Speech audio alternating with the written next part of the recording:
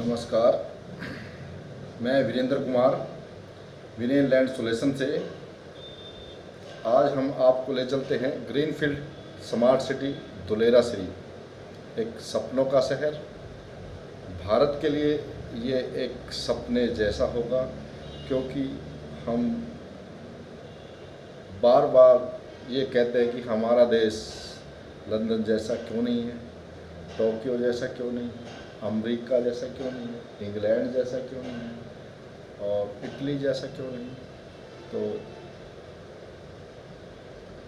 तो आज हम उसी के बारे में बात करेंगे कि हमारे दुलेरा श्री में ऐसा क्या है जो हमें जानना ज़रूरी है, देखना ज़रूरी है।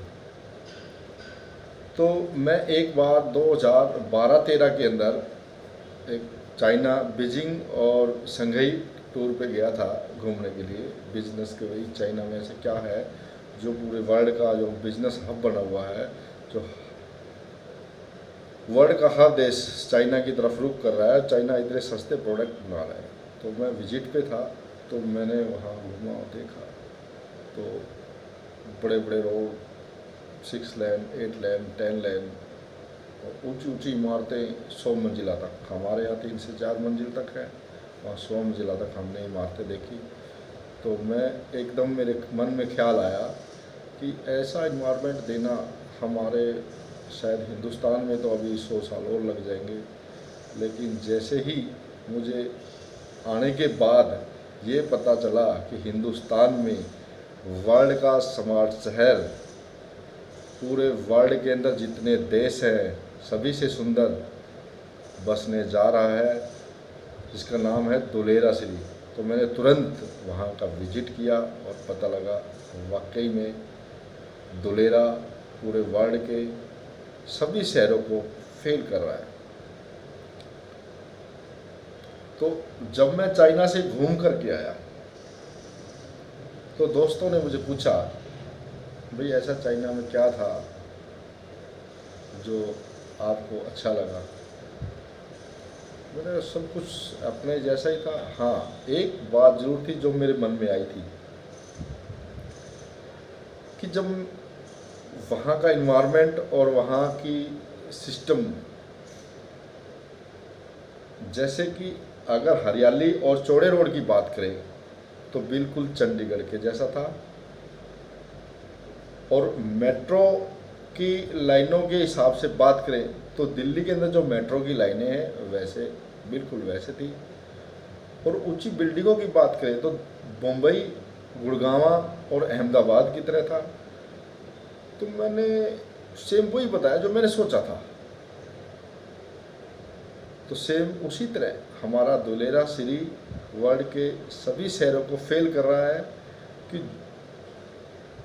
आर्टिस्ट ने जो जो चीज़ें दूसरे देशों में अच्छी थी वो उठा के वहाँ पर पेश की गई है, और जिन देशों में जो कमियां थी वो सुधारी गई है। तो इसलिए हम कह सकते हैं कि वो हमारे सपनों का शहर है। वर्ल्ड में एक भी शहर ऐसा नहीं होगा जो उसके बराबर या उसके बाजू में आता हो। तो दुलेरा की एक बात और मुझे बहुत अच्छी लगी और दिल को भी छू गई।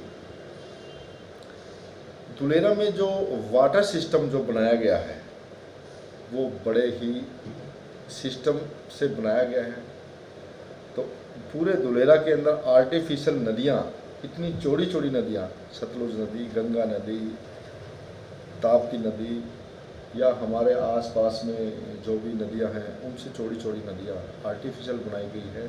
वो बारिश के पानी के लिए बनाई गई है पूरे शहर में, जिसका क्षेत्रफल आज जो दिल्ली है उससे डबल है। उसके अंदर कितनी बारिश होगी, उस पूरे बारिश के पानी को वेस्टेज नहीं, समुद्र में नहीं जाने दिया जाएगा, और नदियों के द्वारा बूस्टिंग स्टेशनों तक इस टाइप से पहुंचाया जाएगा कि उसी पानी को फिल्टर करके हमारे तक पहुंचाया जा सके। यानी हमारे को 1 pH का पानी, यानी कि अल्कलाइन वाटर हमारे हर घर में हर बंदे तक पहुंचेगा। तो ये था हमारे दुलेरे की जो ऐसी बात जो मेरे दिल को छू गई।